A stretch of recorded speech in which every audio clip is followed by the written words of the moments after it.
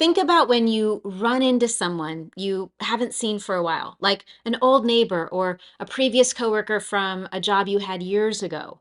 And in that moment, the conversation is warm and friendly.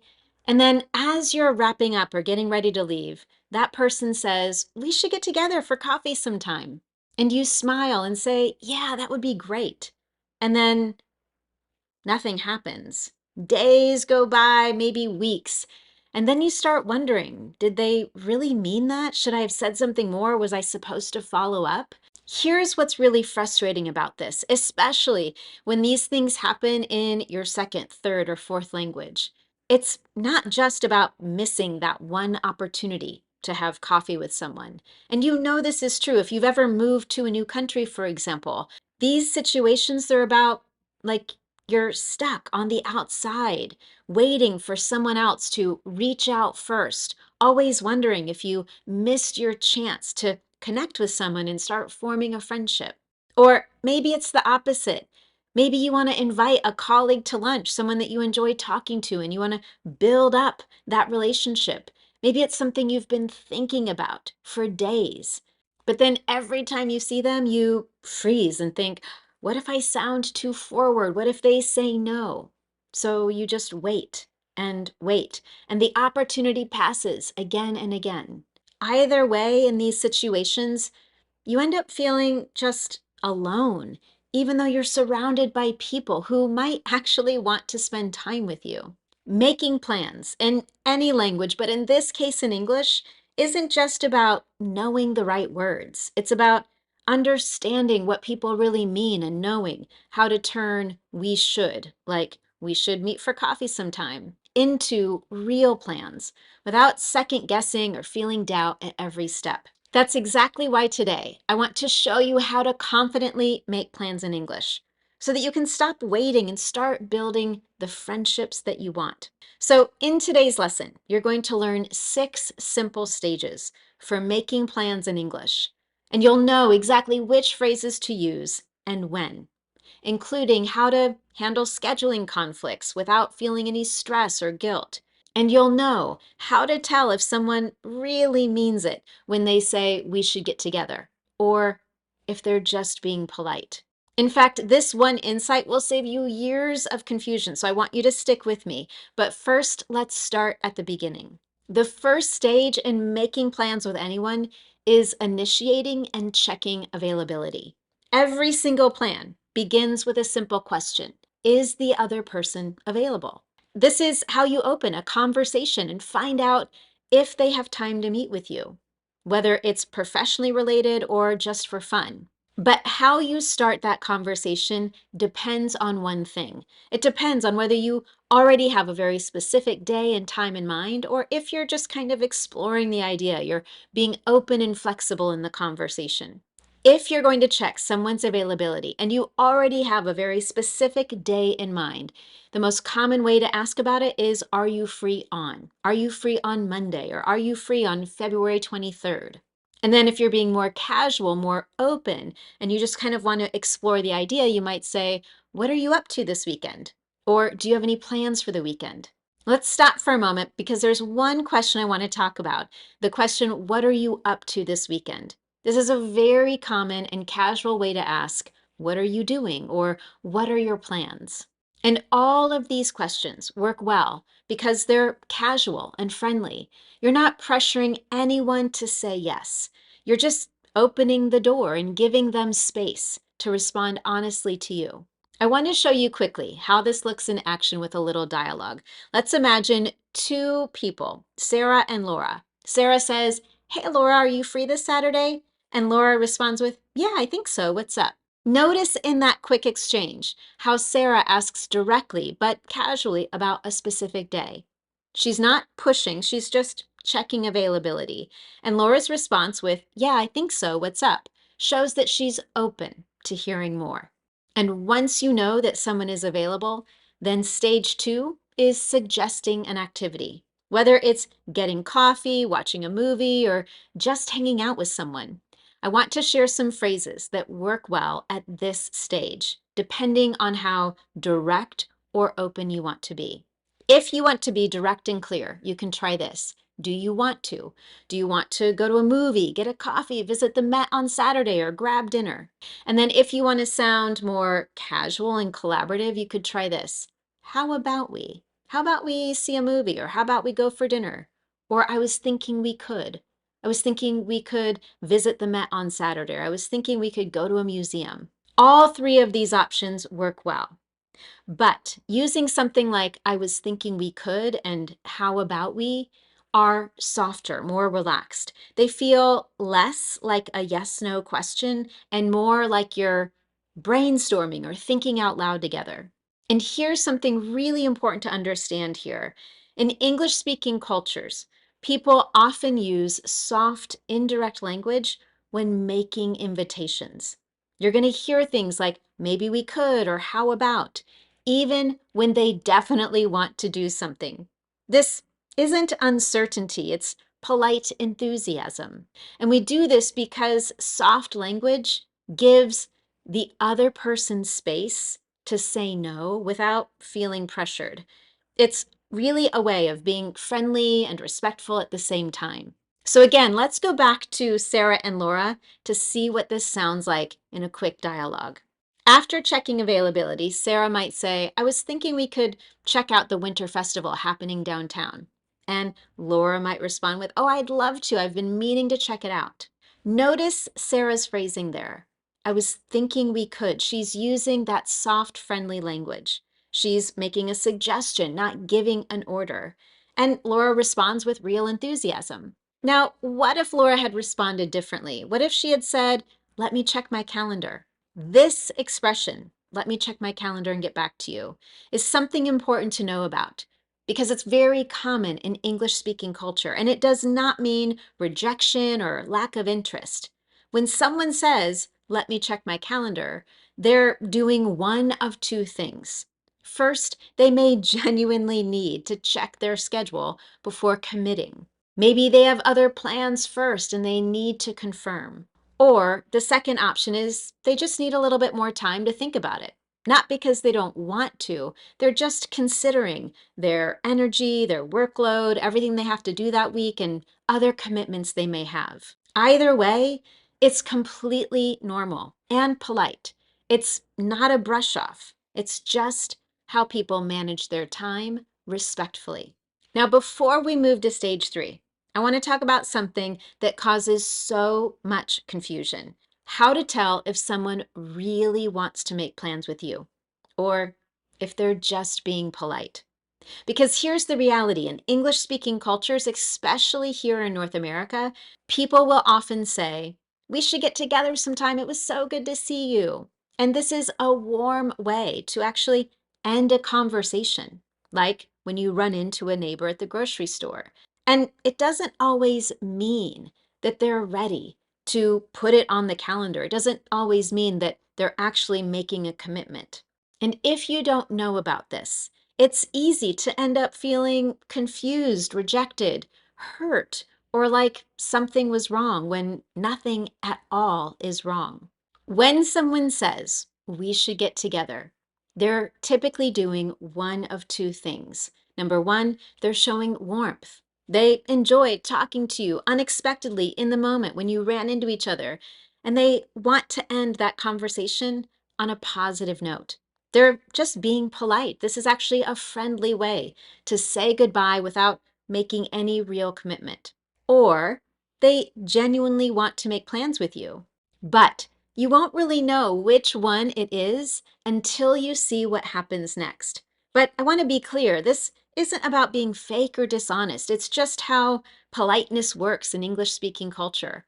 People use soft, warm language to keep interactions pleasant, even when they're not intending to make concrete plans. So how do you know the difference? How do you know if someone is being polite and warm or if they really mean it? Here's the test. Do they move on to specifics?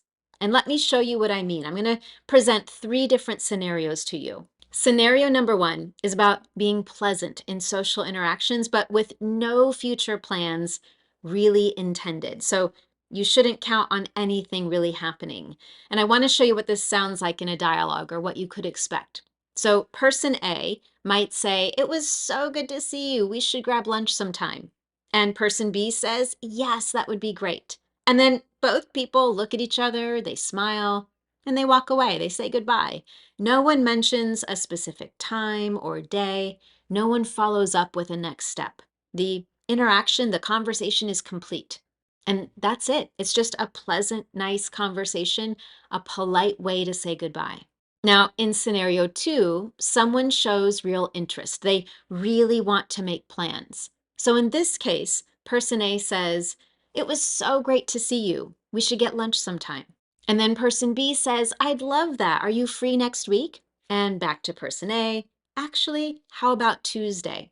Notice the difference here. In this case, person B immediately suggested a time frame, and person A responded with a specific day. Both people are fully engaged in making actual plans. And that's what real interest in making a concrete plan looks like. It shows up in specifics.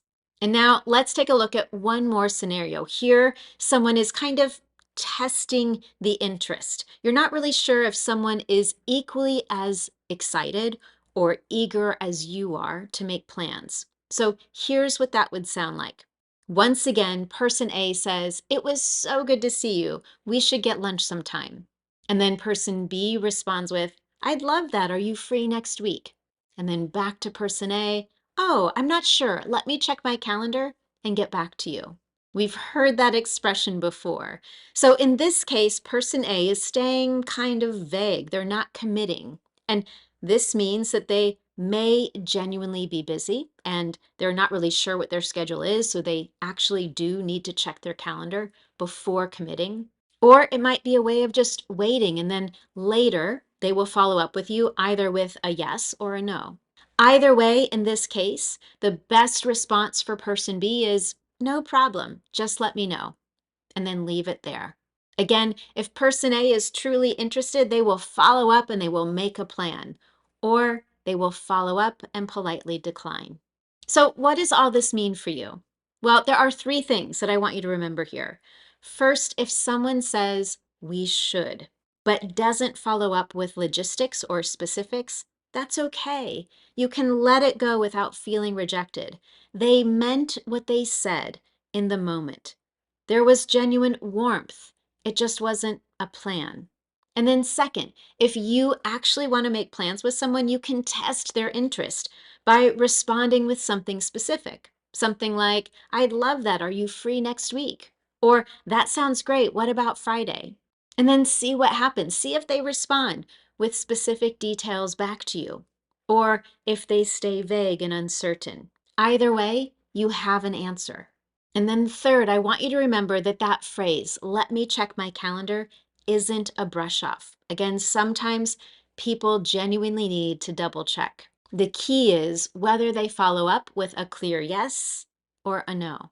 And if they don't follow up at all, you can take it as a soft decline and move on. The most important thing to remember here is that real interest shows up with specific language. And once you understand this, you can stop wondering or worrying about those conversations when you're not sure if you said something wrong. And instead, you can just focus on connecting with the people who really do want to spend time with you.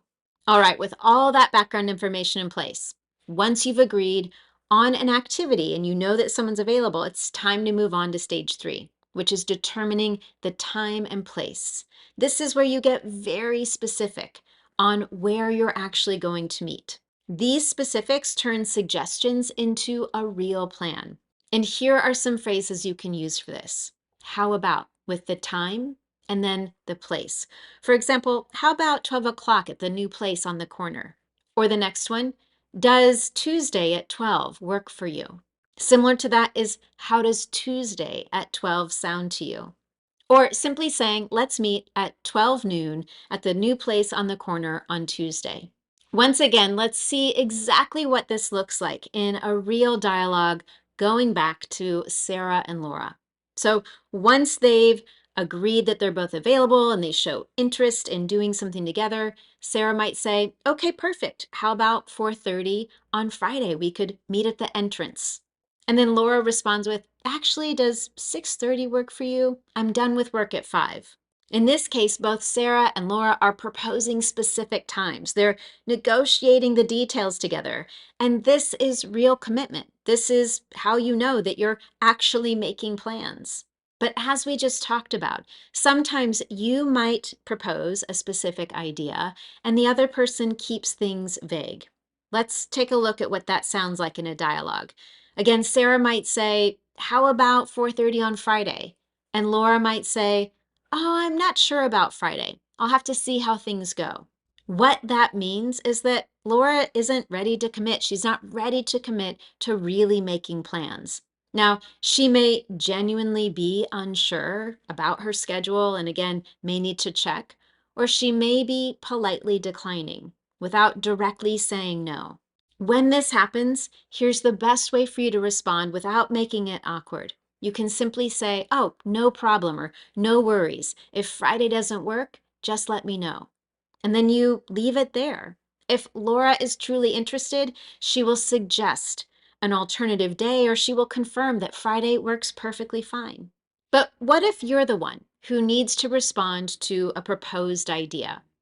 There are 3 ways that this can go. You can accept, you can decline, or you can suggest an alternative. And I want to give you the exact language to do all of that. So let's start with accepting and confirming. When someone proposes a specific day and time to meet with you, and it works perfectly well for you, this is when you confirm with enthusiasm and you kind of lock in those plans. So you might say, perfect, sounds good, or that works for me. Looking forward to it. These are short, simple, and enthusiastic, and that's all you need. But let's say the proposed time and day don't work for you, or maybe you just don't really want to do it. Maybe you're not interested in meeting with this person. In these cases, you'll need to know how to politely decline. In an English-speaking culture, when we decline politely, we don't give long explanations. Instead, we keep it very short, clear, and polite. For example, actually, that day doesn't work for me. Or actually, Tuesday at noon doesn't work for me. Or to be honest, I have something else that day. Or it looks like my day is pretty busy. Each of these examples is a soft refusal. They don't end the conversation harshly. And instead, they actually signal that not this time, but maybe another. Now, I know from my students that declining or saying no can be a bit of a challenge. So I want to show you exactly how this might sound in a dialogue, going back to our 2 example people, Sarah and Laura. So maybe Sarah is interested in getting together, but the proposed day and time just don't work for her. So she might say, oh, to be honest, 6:30 p.m. doesn't work for me. I'm meeting a friend for dinner. So Laura responds with, oh, no worries, maybe another time then. I want you to pay attention to that example that Sarah shared. She gives a very brief reason, but she doesn't apologize repeatedly or give a long explanation. She's honest and direct. It's very simple and polite. And then Laura responds with understanding. Now, of course, if you are genuinely interested in making plans with this person, it's just that day or that time didn't work. You can then suggest an alternative. And here are a few common ways that we do that. You might say, oh, I'm busy on Friday, but what about Saturday? Or I'm busy on Friday this week, but what about next week? You could also say, that doesn't work, but how about next week? Or how about Tuesday? And finally, if plans unexpectedly change, you could let someone know by saying, something has come up. Could we meet on Tuesday instead at 3 p.m.? Now, here's what I really want you to remember here. If you are not interested in making plans with someone, a soft decline, like maybe another time, is enough. And if saying no in English is something that never comes easily to you, I totally get it. I find it hard as well. And I actually did a whole lesson on this topic about how to say yes, no, and maybe in English. So if you want to learn more about that, I'll share a link to that lesson in the notes below. All right, let's take a moment to review where we are in this process of making plans. At this point, you've identified whether both people are available, you've expressed enthusiasm, you've agreed on an activity and a time and a place, And that means it's time for stage 5, which is finalizing and committing to plans that you've made. This is where you make it totally official. You confirm that the plans are set and that both of you will remember them. You'll both be there. So when you're ready to do that, here's what you can say. I'll put it on my calendar. Or done, it's on the calendar. See you then. These are all simple, short, and clear. And that's all you need at this point. And then finally, there's one more optional but very helpful step. Stage 6 is about following up. This means that you're checking in, reconfirming before you meet. So this could mean sending a short message or text message the day before or even a few hours before. And doing this helps confirm that nothing has changed, and it allows you to coordinate any last minute details, like a quick change in the timing or location. So when you do this, here are some phrases you're likely to see, hear, and that you can also use. First, still on for, like still on for getting dinner or still on for going to a movie. Or, hey, just checking that we're still good for. Just checking that we're still good for this evening at 5, or that we're still good for tomorrow at noon. And then if something happens, if you're running late, here's what you can say. Hey, I'm running 5 minutes late. I should be there soon. Or I'll be there about 15 minutes later than expected. But what if you need to cancel? What if something totally unexpected happens? Maybe you were really excited to get together with this person and then your son or daughter gets sick or something happens at work and everything is chaotic. The moment that you need to cancel, it's important to let the other person know as early as possible. And all you need is a brief explanation. For example, you might call or send a text message to say, I'm so sorry, we had a disaster at work. I'm not going to be able to get dinner tonight, but I would love to do it next Tuesday instead. So you want to propose an immediate alternative to show that you're not canceling because you're not interested. You're canceling because there really is something unexpected that happened. With that in mind, let's do a quick recap on everything that we've talked about when it comes to making plans in English. The first goal for today, of course, was to give you the language that English speakers use. This is the language you're going to see in text messages and emails and that you'll hear in conversations. And I want you to use that language as well. The second goal, and maybe more importantly, is to understand the patterns and what's expected in this kind of dance when it comes to making plans.